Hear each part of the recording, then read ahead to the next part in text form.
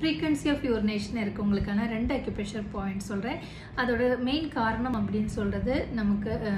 UTI urinary tract infection bacterial infection bladderலயோ urethraலயோ infection இருந்தா வரலாம் அது இல்லாம alcohol coffee அதிகமா எடுக்கறவங்களுக்கு வரலாம் diabetes இருக்கவங்களுக்கு அதே மாதிரி pregnancy stageல வரலாம் அது இல்லாம obesity இருக்கவங்களுக்கு வரலாம் anxiety இருக்கவங்களுக்கு வரலாம் அதாவது நமக்கு frequency of urination சொன்னா அடிக்கடி யூரின் வந்துட்டே இருக்க மாதிரி இருக்கும் அந்த எமர்ஜென்சியா அர்ஜென்ட்டா போணும் அதை ஹோல்ட் பண்ண முடியல கண்ட்ரோல் பண்ண முடியல அந்த மாதிரி இருக்கும் ஆனா நம்ம அடிக்கடி போனாலும் நமக்கு அந்த அளவுக்கு யூரின் வராது பட் அந்த டெண்டன்சி இருந்துட்டே இருக்கும் போய் தான் ஆகணும்னு ஒரு அர்ஜென்சி இருக்கும் இதுதான் frequency of urination சொல்றது உங்களோட காரணம் இப்போ சப்போஸ் UTI அந்த மாதிரி ப்ராப்ளம் இருந்தா டெஃபினட்டா அதுக்கு ட்ரீட்மெண்ட்